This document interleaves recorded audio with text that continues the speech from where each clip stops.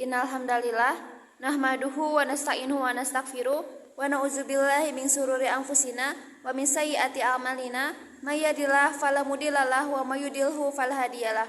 Asyhadu an la ilaha illallah wa asyhadu anna Muhammadan abduhu wa rasuluh. Puji serta syukur kita panjatkan kehadirat Allah Subhanahu wa taala karena dengan karunia-Nya kita masih diberi kesehatan untuk menuntut ilmu. Semoga apa-apa yang akan kami sampaikan ilmunya dapat bermanfaat bagi kita semua. Amin ya rabbal alamin. Pada video ini kami akan mempresentasikan materi mengenai kelebihan dan kekurangan Bani Umayyah 1. Terima kasih kepada Dr. Andes Haji Eri Ridwan Latif MAG selaku asatid mata pelajaran Sejarah Peradaban Islam yang sudah mengizinkan kami mempresentasikan materi ini. Dan perkenalkan, kami dari kelompok 12 yang beranggotakan saya sendiri, Revalina Cynthia Putri, dan rekan saya Salman Alauddin Himawan dari kelas 11B. Karena yang membangun dan membesarkan kerajaan Bani Umayyah I ini adalah manusia biasa, maka sudah tentu ada faktor kelebihan dan kekurangan selama masa pemerintahannya.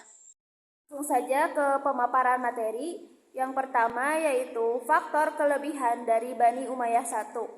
A. Sikap berani dan tegas dari beberapa khalifah Bani Umayyah seperti Muawiyah, Marwan, Abdul Malik, dan Walid bin Abdul Malik.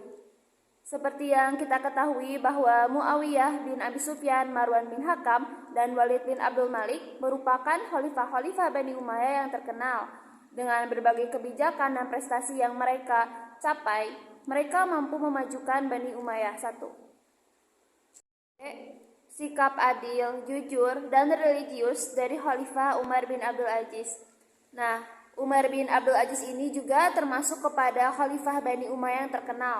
Bahkan Umar bin Abdul Aziz ini diklasifikasikan dalam analisa sejarah oleh para pengamat sejarah dikelompokkan kepada khalifah kelima dari Khulafaur Rasyidin. Saking hebatnya dan hampir menyerupai Khulafaur Rasyidin.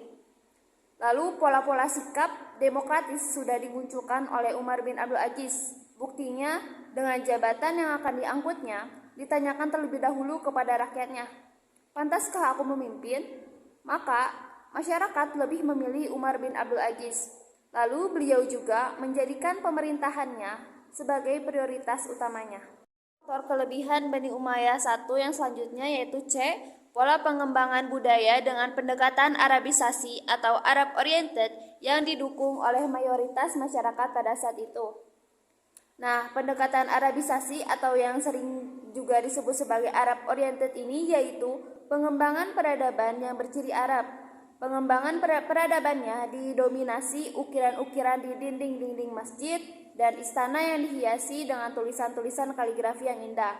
Lalu lagu-lagu padang pasir dari warisan Arab pra-Islam dipadukan dengan seni Islam yang menghasilkan lagu-lagu qasidah yang indah. Kemudian, ilmu yang dikembangkan oleh Bani Umayyah I pada saat itu masih berciri Arab asli, yaitu bahasa yang kita kenal sebagai nahwu dan balaghah. Lalu ada qiraat dan hadis, dan juga tafsir dan tarikh Islam. D. Sikap berani berperang dari kaum muslim yang menyebabkan umat Islam banyak mendapat kemenangan pada saat perluasan wilayah serta banyak mendapatkan ghanimah. Pada masa berdiri Bani Umayyah I, perluasan wilayah berjalan sangat pesat, berkuasa sampai ke wilayah di 4 benua. Benua Asia, benua Afrika, Eropa, dan Amerika. Lalu wilayah di imperium-imperium besar seperti Yunani, Romawi, Persia, dan Gotia. Lalu pada periode ini juga para khalifah fokus pada pengembangan wilayah kekuasaan atau perluasan wilayah atau juga islamisasi.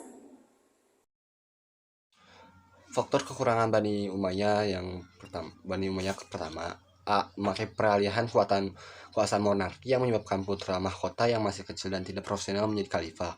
Sistem monarki ini menjadi faktor yang paling dominan atau penyebab utama runtuhnya Bani Umayyah pada tahun 132 Hijriah atau 670 Masehi.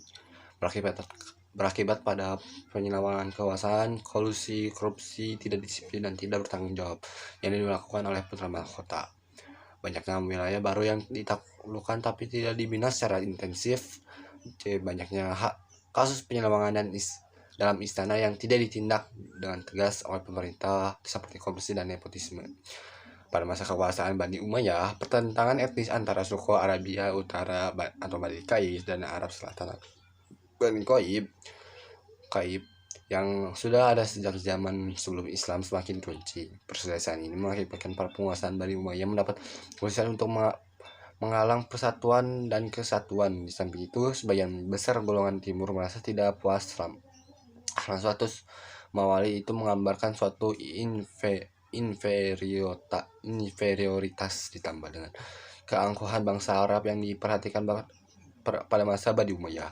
Dalam banyak pemerintahan daulah Bani Umayyah juga disebabkan oleh sikap hidup mewah di lingkungan istana sehingga anak-anak khalifah tidak sanggup memikul beban berat kenegaraan. Tak lama mereka mewarisi kekuasaan. Di samping itu, sebagian besar golongan awam kecewa karena perhatian penguasa terhadap perkembangan agama sangat kurang. Pengangkatan dua putra mahkota dalam satu pemerintahan yang terjadi pada tahun ke-12 yaitu Yazid bin Walid dan 13 Sulaiman bin Walid oleh masyarakat, bahwa hal yang terjadi seperti itu menunjukkan ketidaktegasan dari pemerintahan Bani Umayyah pertama. Nah, ini dimulai dari masa kekhalifahan ke-9 yaitu Yazid bin Abdul Malik yang tidak bisa mengendalikan pemerintahan seperti kedua kakaknya Walid dan Sulaiman tidak dapat mengendalikan pemberontakan yang ada. Puncaknya pada saat pengangkatan dua khalifah putra dari Khalifah Walid dalam 1 tahun berjalan, Khalifah Yazid bin Walid Khalifah ke-12 dan Khalifah Ibrahim Walid ke Khalifah ke-13. Sekian presentasi yang dapat kami sampaikan. Mohon maaf apabila ada kesalahan dalam penyampaiannya, dan semoga apa-apa yang disampaikan dapat menjadi ilmu bagi rekan-rekan semuanya.